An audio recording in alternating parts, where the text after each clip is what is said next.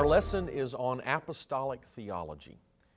In a short format such as this, we cannot cover all the doctrines of the Bible, but we're going to focus on a few key doctrines that are important to the identity of apostolics, that help to distinguish us from other groups and also become the emphasis that we give in proclaiming the gospel of Jesus Christ. We're going to talk about salvation, the doctrine of God, the life of holiness, and then a few words on the last things or the end time.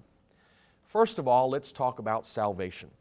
We need to understand that God came in flesh to provide salvation for the human race. That is the short form of what the Bible is trying to tell us. The gospel literally means good news. The good news is that Jesus Christ died for our sins and rose again in order to provide salvation for us. Well, why do we need salvation?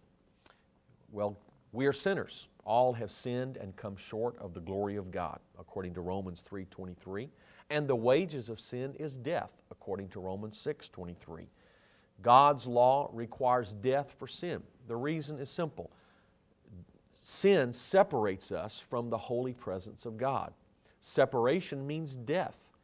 And if we persist in our sin, the ultimate outcome is eternal separation or eternal death from the holy God. Therefore, if we are going to persist in sin, God's very law and God's very nature requires that there be an eternal separation from His presence. He is the source of life, therefore separation for us would mean death.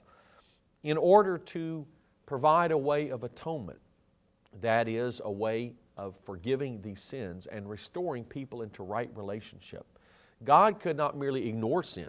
His holiness and His justice would not allow Him to ignore the sin. The sin must be paid for. There must be a remedy. There must be a redemption. And that comes through the shedding of blood, the giving up of human life. In the Old Testament, sacrifices were offered,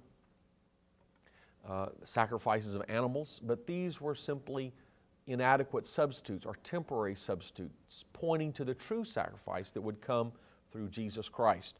Hebrews 9:22 tells us that without the shedding of blood there is no remission. But then Hebrews 10 tells us the blood of bulls and goats could not do that. In short, Jesus Christ had to die for our sins. Why? We can summarize it by saying, first of all humans had sinned and therefore under the penalty of death and needed some means of reconciliation, some means of redemption, some means of atonement being made.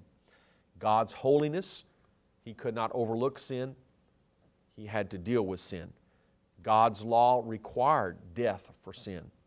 At the same time, God desired to provide salvation for sinners.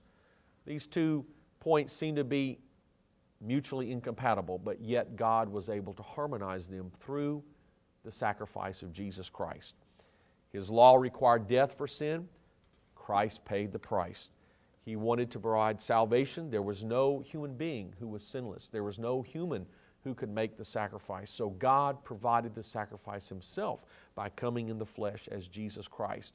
And that way He was able to pay the price, provide salvation without compromising His holiness. Therefore, the Bible describes the death of Jesus in several ways. First of all, as a redemption or ransom. That means a deliverance by paying a price. He redeemed us, bought us out of the slave market of sin. Second, the Bible describes the death of Jesus as a propitiation or sacrifice of atonement. This is the language of the temple. The death of Jesus Christ is an atonement or satisfaction. It meets the requirements of God's holy law, God's justice. Third, reconciliation. From the point of view of personal relationships, we're estranged from God, separated from God by our sins. But through the death of Jesus Christ, the barrier between